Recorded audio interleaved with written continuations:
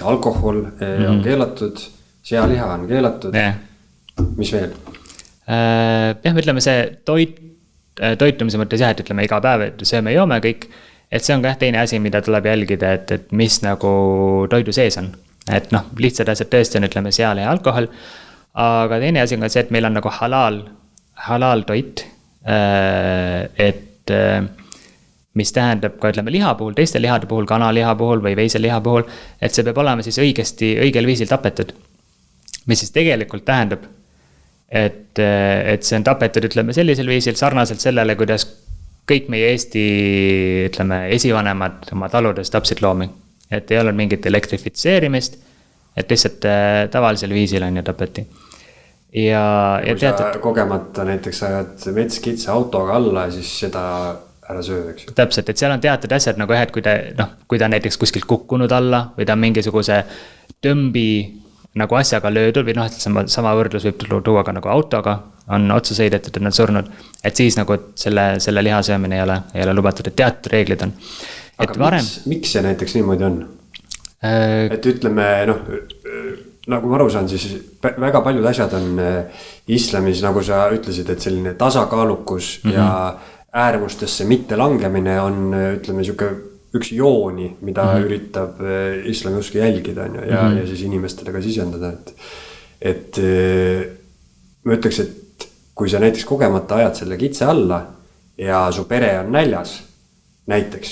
või alati on keegi näljas, et miks siis mitte see on nagu siuke mõistlikkuse, tundub on ju mõistlik asi, et miks mitte siis kitse ära süüa. Et see on juba jällegi see väljaspool seda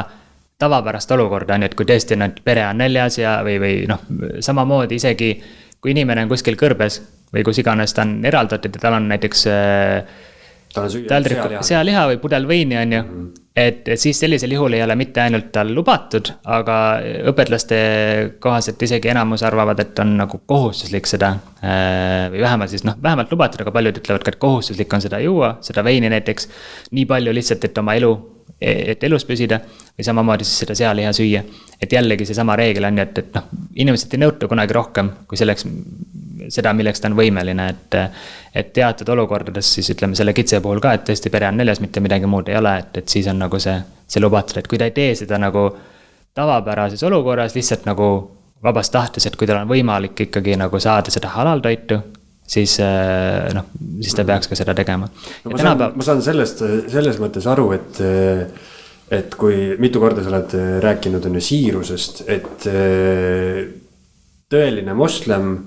saab sellest vahest aru, et ta ei tee, ta ei otsi nii-öelda neid mingisuguseid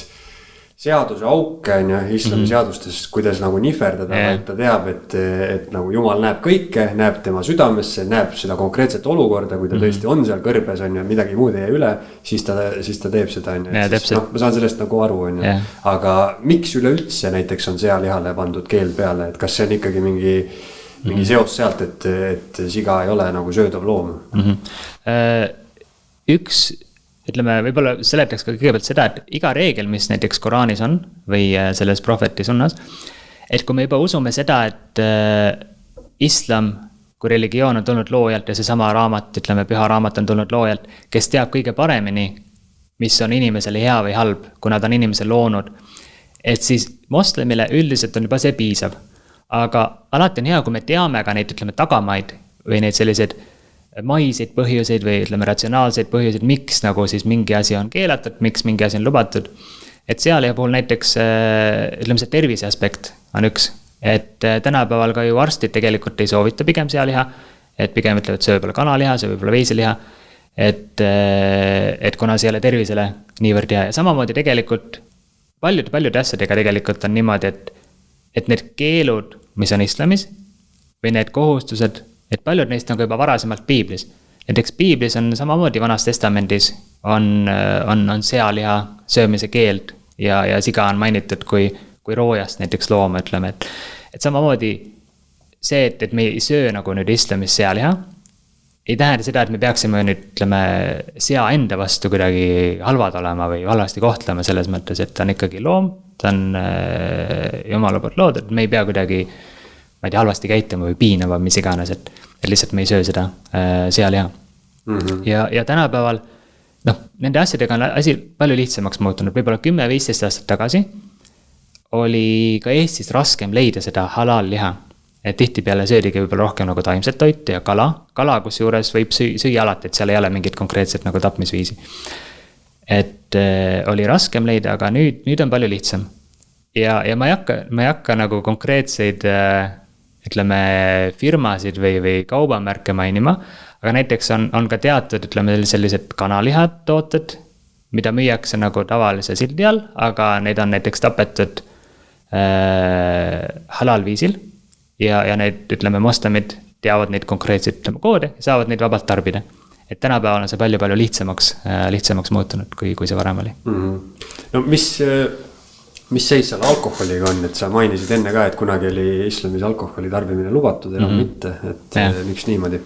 Et kui kõik oleks nagu need keelud ja käsud tulnud niimoodi korraga sellisesse ühiskonda, kus inimesed olid väga kaugel jumalast kõigepealt ja paljud neist olid ka väga kaugel igasugusest, ütleme, sellist nagu moraalsest käitumisest või sellisest nagu kõlblikust eluviisist võib-olla mõningas mõttes. Ja kui need käsud ja keelud oleks kohe alla tulnud selliselt ilmutusega, oleks see olnud väga raske neil nagu vastu võtta seda nendel inimestel selles ühiskonnas. Et alkoholikeelt samamoodi, see tuli ka järk-järgult. Ja Koraanis on ka need erinevad värsid niimoodi olemas, et kui see alguses ka ei tulnud see keeld konkreetne, et ärge jooge alkoholi, aga oli see, et ärge näiteks palvetage, kui te olete alkoholi joonud.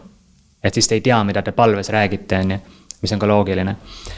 Ja kui rääkida näiteks konkreetselt alkoholist ja noh, selle osas on lihtsam kui sealihaga, et kui me vaatame nagu seda negatiivset mõju tegelikult, mis alkohol avaldab ühiskonnale tervikuna, et kui palju on nagu erinevad inimesed selle all kannatanud,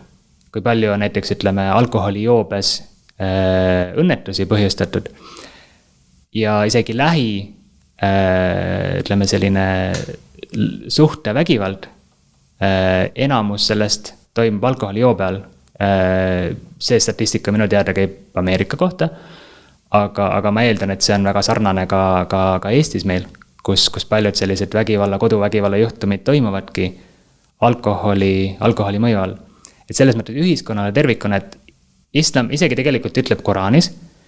et alkoholi kohta ka, et selles on head ja selles on nagu halba või kurja. Aga see kuri kaalub üles selle hea. Et islam ei vaata ainult niimoodi, meil on hästi selline individualistlik ühiskond selles mõttes, et me kaitseme alati nagu indiviidi õigusi, aga vahepeal me ei vaata ühiskonda kui tervikut ja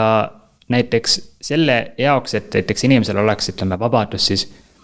võtta oma klaasike veini näiteks paar korda nädalas, mis ei tee mitte kellelegi kahju, on ju,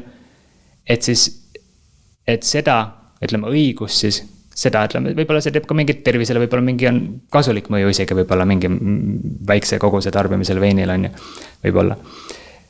Aga lihtsalt selle jaoks, et seda lubada, siis on lubatud ka igasugune kange alkohol ja kõik see, mis need tagajärjed on sellel negatiivsed, et need kuidagi nendele vaadatakse läbi sõrmede, seda lubatakse lihtsalt selleks, et siis oleks ühel inimesel, ütleme, või mõnedel inimestel oleks õigus siis seda näiteks veini tarbida, mis võib-olla ei tee kahju. No see tuleb sellest samast põhimõttest, et individualism on ju, et mis on ka mingis mõttes arusaadav, et eeldatakse, et inimene suudab ise teha otsuseid, on ju, et noh, nagu öeldakse, viin on tarkade meeste jook ja see eeldus on sellesse sisse kirjutatud, et me ei pea on ju noh, nii-öelda karjatama inimesi nagu lapsi ja kõik ära keelama, aga tuleb välja, et ikkagi peab. Mõningad asjade puhul lihtsalt jah, muud varianti tegelikult ei ole, et kui me näeme, et see kahju, mis see tuleb, ütleme inimestele, ühiskonnale, tervikule on suurem kui see kasu on ju, ja siis tegelikult peaks olema hästi lihtne see, et tegelikult noh, mida see nagu alkohol näiteks, kui me räägime konkreetselt sellest, et mida see nii palju on head toonud inimeste elule juurde andnud on ju, et see kahju on kahtlemata palju suurem, et noh, teiste asjade puhul on ju lihtsam, ütleme narkootikumid samamoodi on keelatud, võiks ka ju öelda, et teeme nagu heroiini, teeme legaalseks. Et noh, et mõni inimene tahab nagu seda mõistlikult, ütleme, tarbida äkki. Ja ta ei kahjusta sellega teisi inimesi, aga see, kui me seda legaalseks teeks, see tooks nagu kaasas tohutu suure kahju tervele ühiskonnale. Et nende inimeste puhul siis ütleme, kes jäävadki, ütleme, sellesse sõltuvusse, kelle elu on rikutud ja kelle lähedaste elud samamoodi on siis ka siis rikutud täiesti või siis mõjutatud sellest väga negatiivsel moel. No see on jah juba.